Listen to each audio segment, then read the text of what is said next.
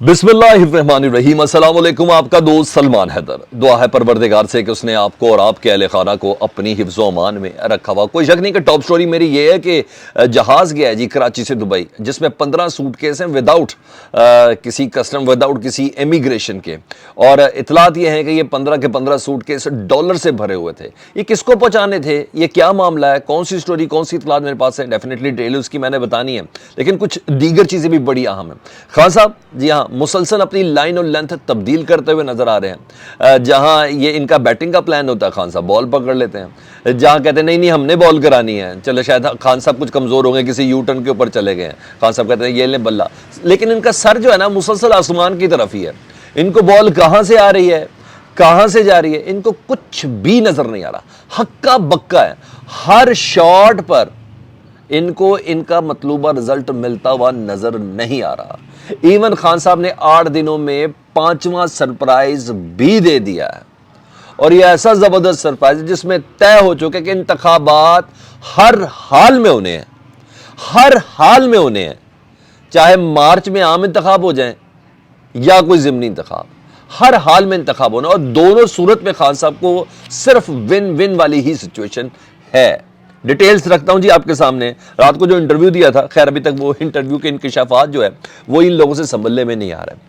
और गिले शिकवे किए थे उन्होंने जनरल बाजवा साहब से, बहुत सी चीज़ें ऐसी की थी। किसी जगह पर खान साहब ऐसे भी लग रहे मुझे नहीं समझ आ रही, पंजाब में वो पीटीआई के साथ थे और मरकज़ में वो पीडीएम के साथ थे, ये कौन सी डबल गेम थी। लेकिन बहरहाल खान साहब दिलचस्प सूरत हाल है। और पीडीएम जो खान साहब के दौरे हुकूमत में मुसलसल जनरल बाजवा साहब के ऊपर तनकीद करती रही और कहती रही कि जी, बल्कि हिटलर तक उनको उन्होंने कहा और हर चीज़ का जिम्मेदार ठहराती रही। और जब इमरान खान साहब गिला कर रहे हैं ना, तो ये अब उनकी हिमायत में आ गए जनरल बाजवा साहब की। अच्छी बात है, लेकिन मेरा एक सवाल है कि क्या ये लोग नजरियाती हैं? क्या ये लोग नजरियाती हैं जिसके मुतालिक बड़े अरसे बाद कहा था कि अब हम नजरियाती हो गए? नजरियात तो कब्र तक जाते हैं।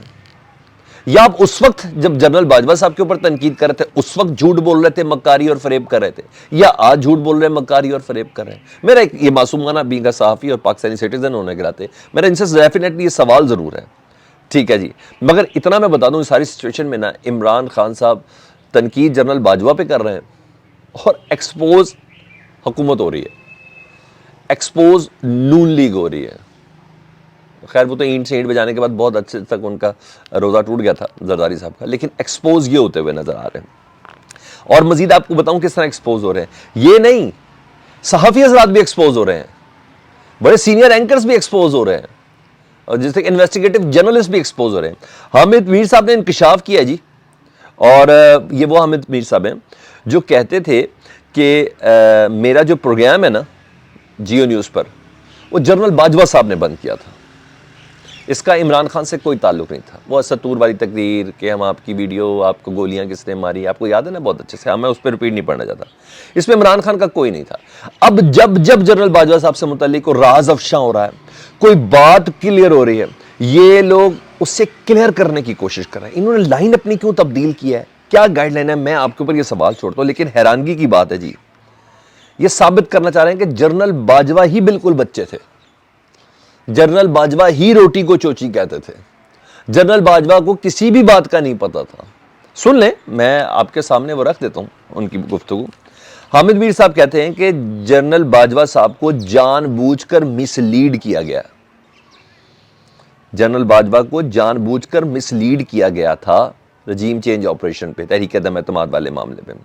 जनरल बाजवा साहब को यह बताया गया था कि तहरीक-ए-एतमाद नहीं आएगी, जनरल बाजवा साहब को यह बताया गया था, और जनरल बाजवा ने यही बात इमरान खान साहब को भी बता दी थी, जिसमें इमरान खान साहब कह रहे थे कि मुझे इंटेलिजेंस आईबी की रिपोर्ट आ रही थी, लेकिन जनरल बाजवा साहब कह रहे थे कि सवाल ही पैदा नहीं होता। उन्होंने कहा जनरल बाजवा साहब को यही कहा गया था तहरीक-ए-एतमाद नहीं आएगी, इसलिए उन्होंने इमरान खान साहब को कहा कि सवाल ही पैदा नहीं होता। सियासतदान हामिद मीर साहब कह रहे हैं उस वक्त सियासतदान जो है पीडीएम के, वो बाजवा साहब को बता रहे थे कि हमारे बंदे ही पूरे नहीं हैं, तो इमरान खान के खिलाफ तहरीक-ए-एतमाद कैसे लाएं, यानी सियासतदान झूठ बोल रहे हैं। और जनरल बाजवा साहब ने इस बात पर यकीन कर लिया, इसीलिए इमरान खान के पास जाके उन्होंने कहा कि सर आपके ऊपर तो सवाल ही पैदा नहीं होता, तहरीक-ए-एतमाद आ जाए।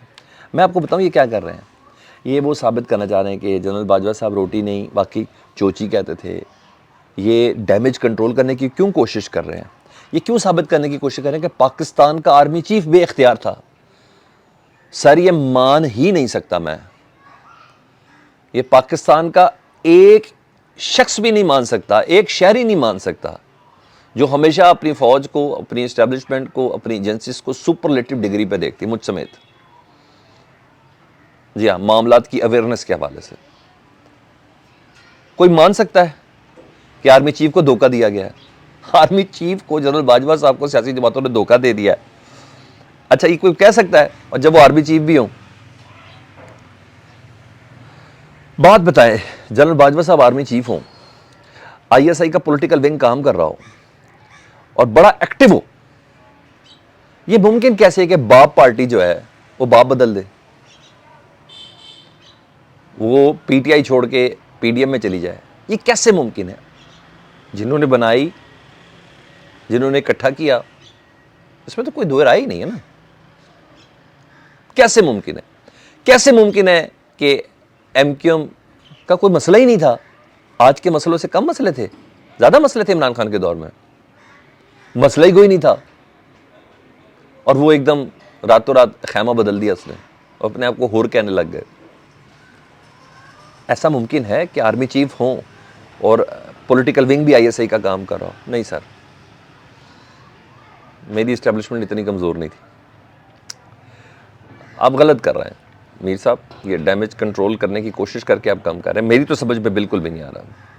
अच्छा, ये बिल्कुल भोंडी बात है और गलत तरीके से आर्मी चीफ को मासूम बनाने की आप कोशिश कर रहे हैं। मगर मेरा सवाल ये मीर साहब खान ने लाइन क्यों चेंज किया है? ये तो खुद ही कहते रहे ये सारी बातें। अब ये कौन सा डैमेज कंट्रोल करें? डेफिनेटली जनरल बाजवा साहब, रिटायर्ड जनरल बाजवा साहब से उनकी मुलाकातें होंगी, कुछ ना कुछ कोशिश करे होंगे, कोई याद अल्लाह होगा, कोई चीज़ें ऐसी होंगी, लेकिन ये मेरे लिए बहुत इंपॉर्टेंट चीज़ है।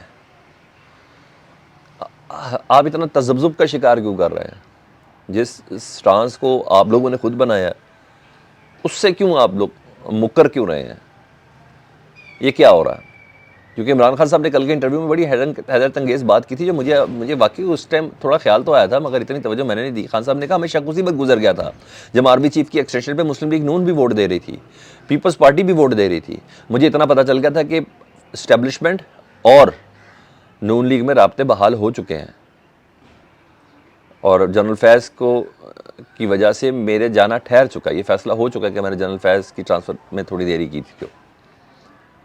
तो ये चीज़ें भी मुझे उसी लाइन पे लग रही हैं। ठीक है, कुछ बैक एंड पे बड़ी गेम चल रही है, कोई बड़े राब्ते हैं लंदन के, हुए थे, हैं नहीं तो हुए ज़रूर थे, तो ये सब चीज़ें थी। अच्छा, दूसरा खान साहब की आज मसरूफियात असम्बलियाँ तहलील करने के हवाले से तो खान साहब ने चीज़ें और तरीक़े मेतमाद के हवाले से काफ़ी चीज़ें डिस्कस हो रही हैं। डिवीज़नल सतह पर आज मुलाकातें हैं इमरान खान साहब की ज़मान पार्क में, Lahore division, Faisalabad division, Bahawalpur division. मैंने आपको सब बताया था कि मार्च की तारीख वो पहले दे चुके हैं कि मार्च के अंदर में तारीख दे दें, फिर हम कोई मुज़ाकरात की बात कर सकते हैं। दूसरा, फवाद चौधरी साहब ने एक ट्वीट किया, और ट्वीट का एक जुमला जो है ना वो बड़ा ज़बरदस्त है। उन्होंने ना खान साहब को 5वां सरप्राइज़ है ना वो शेयर कर दिया। फवाद चौधरी साहब कहते हैं इमरान खान ने मेंबरान असम्बली को हिदायत कर दी है कि अपने हलकों में वापस पहुँचे फ़ौरन, जितने भी पंजाब असम्बली के या केपीके के ना फ़ौरन अपने हलकों में पहुँचे और इंतखाबात की तैयारी करें। अहकामात मिल गए जी। अगर पीडीएम इंतखाबात से ऐसे ही भागती रही जैसे भाग रही है तो हम मज़ीद वक्त ज़ाया किए बगैर पंजाब और खैबर पख्तूनख्वा के सूबाई इंतखाबात के लिए जाएंगे, और कौमी असम्बली के इंतखाबात बाद में होंगे। यानी जी इंतखाबात तय है इनके जहन में। उन्होंने कहा अगर इन्होंने तमाम असम्बलियाँ तहलील नहीं की, कौमी असम्बली तहलील नहीं की, सिंध असम्बली तहलील नहीं की, और बलोचिस्तान असम्बली तहलील नहीं की, और हमने केपी के और पंजाब कर दिया, तो ये तय है कि इंतखाबात होने हैं, चाहे पंजाब में होंगे या केपी के में होंगे, और ये ज़िमनी इंतखाब होंगे या आम इंतखाबात होंगे। ये तय हो गया, कैटेगोरिकली क्लियर जो है। इसलिए इमरान खान साहब ने तमाम मेंबर असम्बली को वापस भेजने के अहकामात जारी किए हैं, और उन्होंने कहा पीडीएम इंतखाबात से भाग रही है और अगर ऐसे ही भागती रही, लेकिन ये तय है कि इनका माइंड सेट हो चुका हुआ है। कौमी असम्बली की इन्होंने क्या कर दें तो ठीक है, ना भी करें तो बाद में देखी जाएगी, तहलील हो या ना हो। हाँ, एक रेफरेंडम ज़रूर हो जाएगा पंजाब और KPK में, बयानिया तो बना हुआ है, 2/3 मेजोरिटी के नताज तो हमने, मैं कह रहा हूँ कि इमरान खान का बयानिया और उसकी आवाज़ तो आज़ाद कश्मीर में पहुँच चुकी है। बलदियाती इंतखाबात के नताज नहीं देख रहे आप? सुना था जिसकी मरकज़ में हुकूमत होती है कश्मीर की उसी में होती है, सुना था जिसकी मरकज़ में हुकूमत होती है गिलगित बल्तिस्तान की उसमें होती है। ये सब कुछ सुना ही रह गया। तो इस तरीके से ये सारी चीज़ें होती हुई नज़र आ रही हैं। अब ज़रा मैं थोड़ी सी चीज़ें बता दूं आज़म सवाती साहब के नाम से, क्यों मुझे बहुत ज़्यादा कहा जा रहा है कि मुझे उस पर बात करनी है। तो आज़म सवाती, एक ट्वीट है जी आज़म सवाती साहब का, और उनके लिए ज़मीन और ज़िंदगी दोनों तंग की जा रही है। ओके, अच्छा, जिस्मानी रिमांड आमतौर पे बताऊं क्या क्यों लिया जाता है? और जब लिया जाता है जब मुलजिम से कोई तहकीकात करनी हो, मुलजिम से कोई राज उगलवाना हो, मुलजिम से कोई सबूत लेने हो, कोई माल मसरूका बरामद करवाना हो, कुछ ख़ास चीज़ उगलवानी हो, ठीक है जी, या बंदा मान नहीं रहा हो, कोई ऐसी चीज़ें हो। यहाँ बंदा मान रहा है कि जी मैंने ट्वीट किया, वो किसी चीज़ से इनकार नहीं कर रहा कि जी मैंने वो ट्वीट किया था। और अब कोयटा में 5 दिन का जिस्मानी रिमांड आज़म सवाती साहब का लिया गया है। मुझे नहीं पता क्या मनवाना है, क्या साबित करवाना है, लेकिन हाँ ये है कि उनको जिस्मानी तौर पर टॉर्चर करेंगे, नहीं करेंगे तो 74 साल उम्र, तो ज़हनी तौर पर टॉर्चर करेंगे, टॉर्चर करना है। और जैसी इनको पता है पुलिस को रिमांड से निकलेंगे तो ज़मानत के लिए अप्लाई हो जाएगा जी, चल, तो उन्होंने कहा नहीं। और लेकिन एक बात बताऊँ, ये उनका सॉफ्टवेयर अपडेट करने की कोशिश है, और 74 साल की उम्र में सॉफ्टवेयर अपडेट हो जाते हैं। मैंने ऐसे बुज़ुर्गों को देखा जो अपने असूल पर खड़े रहते हैं या अपनी बात पर खड़े रहते हैं, प्यार से होते हैं चीज़ें, इस उम्र में बहुत ही ज़्यादा प्यार से मनवाई जाती हैं। जिसके बाद रही कुछ नहीं खोने के लिए, सब कुछ तो अफशा कर दिया उस बेचारे का। तो बहरहाल पुलिस ये कर रही है, और ताकि, और फिर बोल रहा हूँ, ये सर्टेन एक चीज़ हैं जो सारे के सारी चीज़ें लेके आपको ताकतवर हलकों की तरफ लेके जा रही हैं कि उनकी तरफ है, चाहे उसके उन्होंने नहीं किया, मगर ये पॉलिटिकल मूव है, ठीक है जी। और मेरे पास ये भी इतलात है कि शहबाज गिल को भी पुलिस ने, कोयटा पुलिस ने, कल्ला अब्दुल्ला है मेरा ख्याल, हाँ, उनकी पुलिस ने तलब कर लिया जी इन्वेस्टिगेशन के लिए। उन्होंने कहा अगर आप नहीं आए तफ्तीश के लिए कोयटा तो वारंट गिरफ्तारी भी जारी हो सकते हैं आपके। मतलब टॉर्चर वाला सिलसिला इनका शुरू हुआ है। और वही चीज़ है। अब आ जाऊँ 15 सूट केस के ऊपर जी। मैं नहीं कह रहा, एक ज़माने में आपसे मैंने खबरें की थी ना कि ये डॉलर ऊपर नीचे जो हो रहा है ना मिफ्ता इस्माइल के दौर में, तो इनके कुछ फ्रंटमैन्स हैं मिफ्ता इस्माइल के, कुछ हल्का बाब हैं, वो बताते हैं कि बाइंग स्टेम कर लो, सेलिंग स्टेम कर लो, कहीं ना कहीं कोई अमीर हो रहा है। अब तो सब अफगानिस्तान की तरह डॉलर उधर चल रहा है, तो कहीं ना कोई अमीर हो रहा है। तो इसीलिए आप ये चेक कर लें कि इंटर बैंक का रेट और ओपन मार्केट का रेट 30-30 रुपये का फ़र्क हो चुका हुआ है। तो वो हमारी खबर सेकंड हो चुकी है जी, और जिसकी बिना पर मैं कह रहा हूँ, और वो ख़बर ये है, वेल इन्फॉर्म्ड हैं जी शाहीन सबाई अमेरिका में होते हैं जी, और उन्होंने खबर दी, उन्होंने कहा लड़ाई बढ़ गई है मिफ्ता इस्माइल और इसाक डार के दरमियान। अब इल्ज़ाम तराशी तो शुरू हो चुकी है ना। इसाक डार साहब कहते तुमने 6 महीने में क्या किया, कितना पैसे दे के गए, वो कह रहे तुमने क्या किया ये मुझे बता दो, तुम लड़ाई बढ़ चुकी है। उन्होंने कहा मिफ्ता इस्माइल और इसाक डार की सर्द जंग इंतकाम में बदल गई है।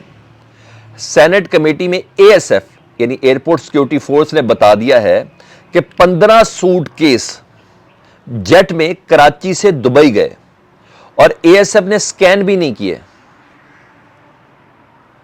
ASF ने कहा है कि स्कैन नहीं किया कस्टम ने, ऐसे ही उनको क्लियर किया गया है 15 सूटकेसों को, और उनका वो मिफ्ता के नीचे थे, कस्टम वाले मिफ्ता के नीचे थे। उन्होंने कहा किसी डील का कमीशन था ये, कैसे क्या हुआ, नाम तो आ रहे हैं मगर मेरे पास वेरीफाइड नहीं, मैं नाम नहीं दे सकता, ताकतवर लोगों के नाम आ रहे हैं। उन्होंने कहा कैसे हो सकता है, कम से कम 2 करोड़ तो थे, अब पोल खुलने वाला है। यानी मिफ्ता के दौर में जेट जहाज गया कराची से दुबई और विदाउट कस्टम वहां से गया, और कस्टम वाले वो थे। उन्होंने कहा 2 करोड़ डॉलर कम से कम थे इन 15 सूटकेस के अंदर।